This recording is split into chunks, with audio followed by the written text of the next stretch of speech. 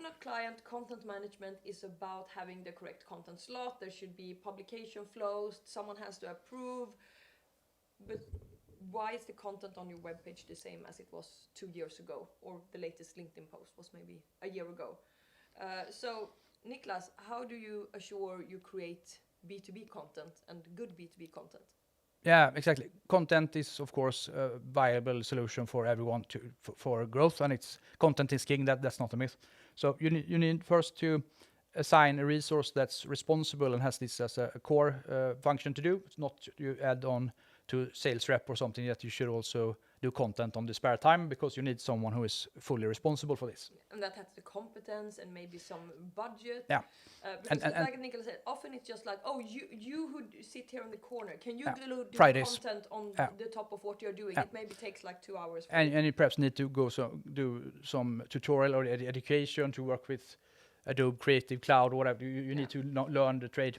So definitely. So if now you have someone that is responsible for content, I would say the second one is to dare to create some real content. And what I mean with real content is like bringing your experts or your customers or someone that's good in the industry to help you create it. It can be an interview, but it can also be an article or something about something that is really like know-how, like, okay, this is how you do to make lubrication system work good under these conditions. Like something that's really, it doesn't have to be broad. It's sometimes better that it's quite specific. Definitely. For a specific audience. So what can you do more if you now really start to create content? Third, you can of course reuse content you have already done. You probably have some knowledge about what content works and which channels works. So you can say if you have a webinar that you speak with customers, you can record that and cut it down to several small pieces that are specific and re-release on your website, or if you discuss certain products. And you can also, of course, use content that you have previously published a year ago and republish, because in B2B, the content keeps its value longer. If you compare to B2C, if you have done like a fashion campaign, I mean, when it's done, that dress is never coming back. Yeah.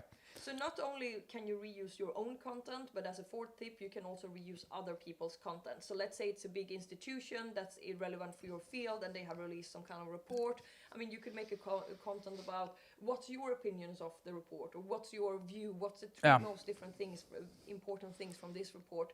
So also dare to reuse others' content. But I also think it's important to add your, as you mentioned, comment. You just don't republish, not copy, so add value, exactly. Yeah. And what would the last thing be if we?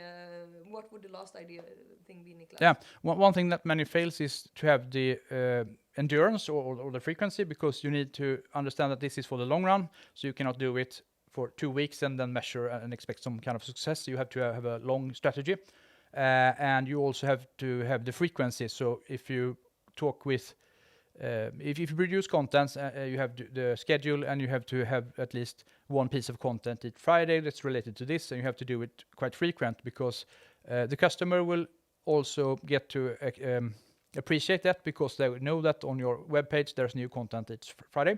And also Google will appreciate it, because there's a KPI called SIA, Site Activity Index, that's measured, and it's a value on how often your content on your page is created, how is frequent it's created new content. So that's important to keep in mind.